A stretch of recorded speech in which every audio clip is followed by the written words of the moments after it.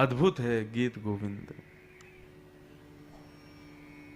भक्तमाल में श्री नाभाजी महाराज वर्णन करते हैं कि गीत गोविंद से दो फायदे होते हैं। पहला तो बुद्धि तीव्र होती है व्यक्ति की, और दूसरा उपयोग है गीत गोविंद का कि गीत गोविंद गाने से ता सुनवे राधा रमण अवस पधारे। श्री भक्तमाल जी के छप्पे में श्री नाभाजी कहते हैं कि गीत गोविंद का पाठ कहीं भी हो, कोई भी गा रहा हो, उसको सुनने के लिए श्री राधा रमण जी जरूर आते हैं। ऐसे प्रिय श्री जगन्नाथ जी के धाम से पधारे पूज्य महाराज जी, बारंबार आपको प्रणाम करता हूं। आइए हम लोग कथा प्रसंग में प्रवेश करें। नाथ से दोनों भुजा उठा करके श्री जयदेव महाप्रभु के कृत गीत गोविंद को गा रहा हो। जगन्नाथ जी के सन्मुख जाओ तो वो लेके जाओ जो उनको प्रिय है, और उनको ये बहुत प्रिय है। कहां तक कहें, जगन्नाथ जी एक बार पुजारियों ने भीतर मंदिर में जाकर के देखा कि श्री जगन्नाथ जी के वस्त्र जो हैं वो फटे हुए हैं, और जगन्नाथ जी के मुखमंडल पर मानो जैसे किसी ने कोई घाव कर दिया हो, इस प्रकार के चिन्ह बने हुए हैं।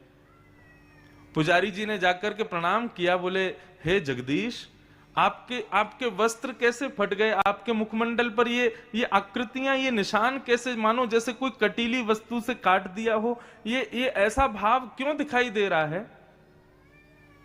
जगन्नाथ भगवान बोले मैं क्या करूं, एक माली है, उसकी बेटी गीत गोविंद का पाठ करती है, और कहां करती है? फूल के बगीचे में जाके करती है।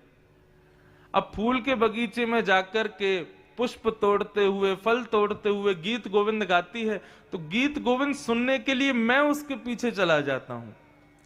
अब फूल के बगीचे में लग रहे हैं कांटे, लेकिन वो गीत गोविंद इतने भाव से गाती है कि मुझे यह भी अनुभव नहीं होता कि कांटा मेरे वस्त्रों को फाड़ रहा है, मेरे मुखमंडल पर आकृतियां बना रहा है, मुझे घाव दे रहा है। मुझे तो उसका स्वर अति प्रिय है, इसलिए मैं सुनने के लिए उस बगीचे में चला जाता हूं।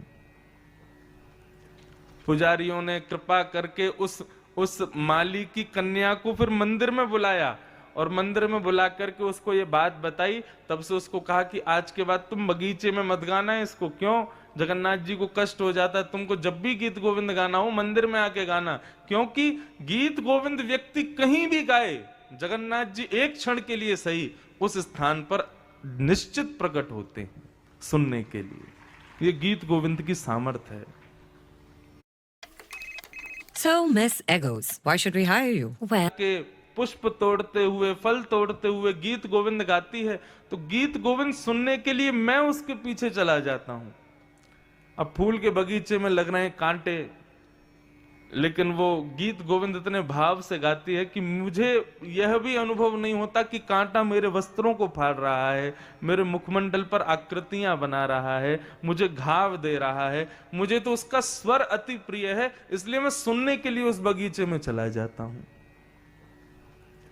पुजारियों ने कृपा करके उस माली की कन्या को फिर मंदिर में बुलाया, और मंदिर में बुला करके उसको ये बात बताई। तब से उसको कहा कि आज के बाद तुम बगीचे में मत गाना है इसको। क्यों? जगन्नाथ जी को कष्ट हो जाता है। तुमको जब भी गीत गोविंद गाना हो मंदिर में आके गाना, क्योंकि गीत गोविंद व्यक्ति कहीं भी गाए, जगन्नाथ जी एक क्षण के लिए सही उस स्थान पर निश्चित प्रकट होते हैं सुनने के लिए। ये गीत गोविंद की सामर्थ्य है। आप लोग अभी नहीं समझोगे, जब तक गीत गोविंद को गाओगे नहीं ना जगन्नाथ जी के सन्मुख जाके, तब तक आपको यह अनुभव नहीं होगा। कई विषय ऐसे होते हैं वो अनुभव के ही विषय होते हैं, वो कहने सुनने के विषय नहीं होते। मैं कितना भी कहूं रसगुल्ला मीठा होता है। कैसा मीठा? गन्ने जैसा मीठा। गन्ना कैसा मीठा? चीनी जैसा मीठा। चीनी कैसी मीठी? गुड़ जैसी मीठी। अब मैं मीठा मीठा मीठा मीठा कहता रहूं, कितने भी उदाहरण दूं, आपका मुख मीठा नहीं होगा। मुख मीठा कब होगा? जब रसगुल्ला खाओगे। ठीक वैसे ही ये जयदेव महाप्रभु के कृत गीत गोविंद है, ये रसगुल्ला के समान है। इसको जब तक गाओगे नहीं ना, और जगन्नाथ जी के सन्मुख नहीं गाओगे, तब तक आपको इसका सुख पता नहीं चलेगा। अद्भुत है गीत।